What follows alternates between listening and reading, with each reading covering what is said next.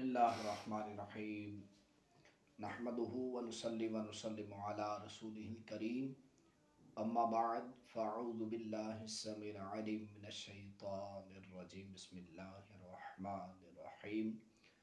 अज़ीज़ान मोहतरम, मेरे वाजिबुल एहतराम दोस्तों, बुज़ुर्गों, अस्सलामु अलैकुम व रहमतुल्लाहि व बरकातुहू।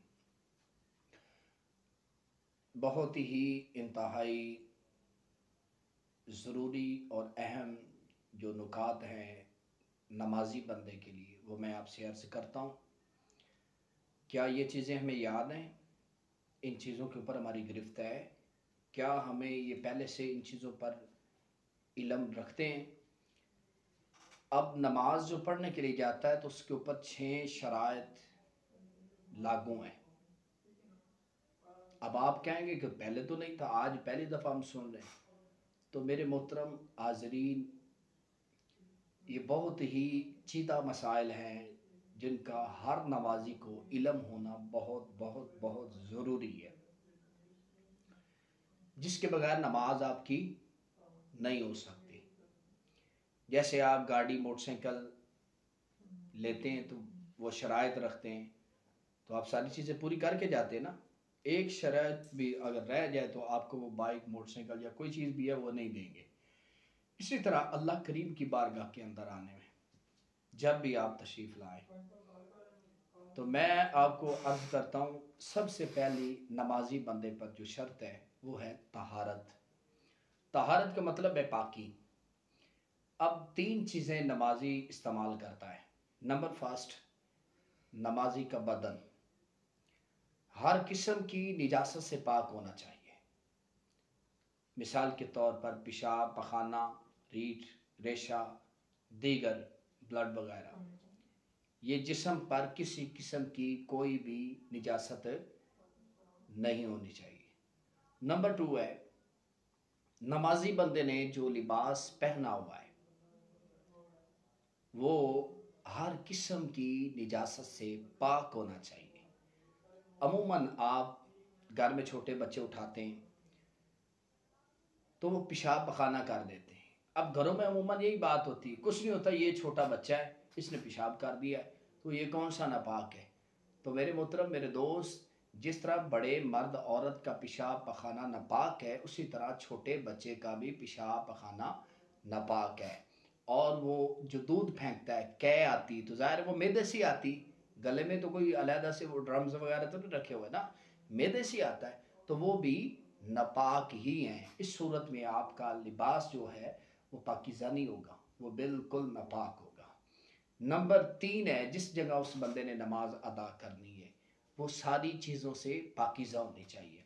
अब मैंने लाहौर, इस्लामाबाद और दीगर शहरों के अंदर मैंने देखा है कि जो भी घर वगैरह बनाते हैं और जैसे ड्राइंग रूम बनाते हैं, टीवी लॉन्च बनाते हैं, बेडरूम बनाते हैं, तो उसके साथ साथ उन्होंने एक मस्जिद का एरिया भी बनाया है घरों के अंदर। बहुत खूबसूरत है, बहुत प्यारा अंदाज है ये। घर के अंदर एक साइड पे जगह होनी चाहिए जहाँ आप नमाज अदा करते हैं।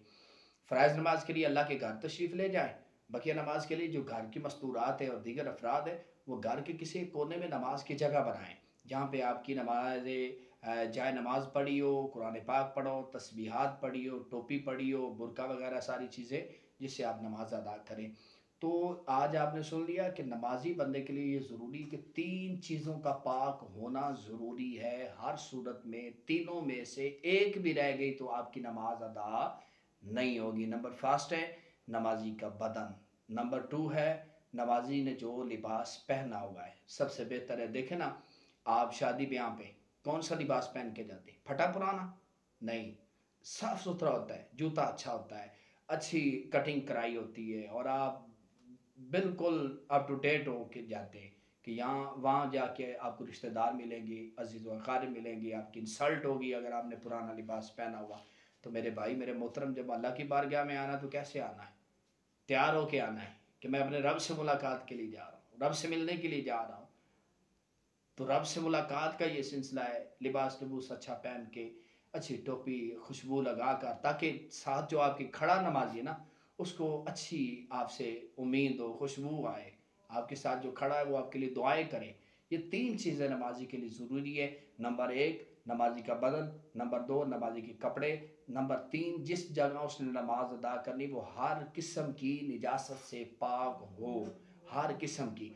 ये सारी चीज़ें मेरे नाज़रीन मोहतरम, मेरे वाजिबुल एहतराम, ये वीडियोस बनाने का मकसद ही असल यही है कि आप तक ये चीज़ें पहुंच जाएं, जो कि हम अपने उलमा इकराम को टाइम नहीं देते और जान छुड़ाते हैं। बाकी माफले हों तो 2-2, 3-3, 4-4 घंटे जलसो जुलूस में हम अपना वक़्त गुजार देंगे, लेकिन आप ऐसा कभी चंद लोग होते हैं जो अपना वक़्त देते हैं अपने उलमाए कराम को, मोहल्ले के जो इमाम मसाजिद हैं उनको, और जाके ये चीज़ें याद करते हैं। अल्लाह पाक हमें अमल की तौफ़ीक अता फ़रमाए।